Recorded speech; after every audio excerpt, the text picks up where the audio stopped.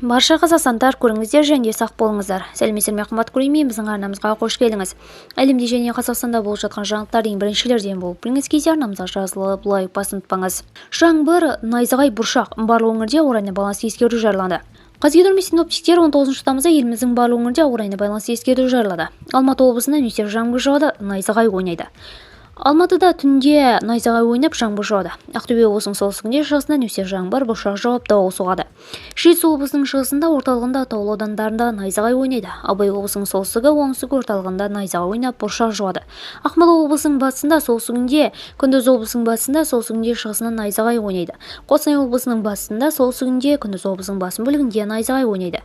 Астанада таңертең және күндіз найзағай ойнайды. Жамбыл облысының таулы аудандарында найзағай ойнайды. Шығыс Қазақстан облысының солтүстігінде, шығысында, оңтүстігінде нөсер жаңбыр жауады. Атырау облысында жоғары өрт қаупі және облысының оңтүстік батысында, солтүстік шығысында төтенше өрт қаупі сақталады. Батыс Қазақстан облысында жел оңтүстік батыстан солтүстік батысқа ауысып соғады. Маңғыстау облысының солтүстік батысында, орталығында төтенше өрт қаупі сақталады. Ұлытау облысында батыстан жел соғады. Солтүстік Қазақстан облысының солтүстігінде, шығысында, оңтүстігінде нөсер жаңбыр жауады. Павлодар облысының батысында, оңтүстігінде, шығысында найзағай ойнайды. Түркістан облысының басым бөлігінде төтенше өрт қаупі және Шымкентте 19-21 тамызда төтенше өрт қаупі сақталады. Қызылорда облысында жел солтүстік батыстан соғады, күндіз облысының орталығында 15-20 миллисекундта күшті шамал болады. Видеомыз кеңінен таралу үшін лайк басу, жақындарыңызға таратуды ұмытпаңыз. Бізді бақылауды жалғастырыңыз.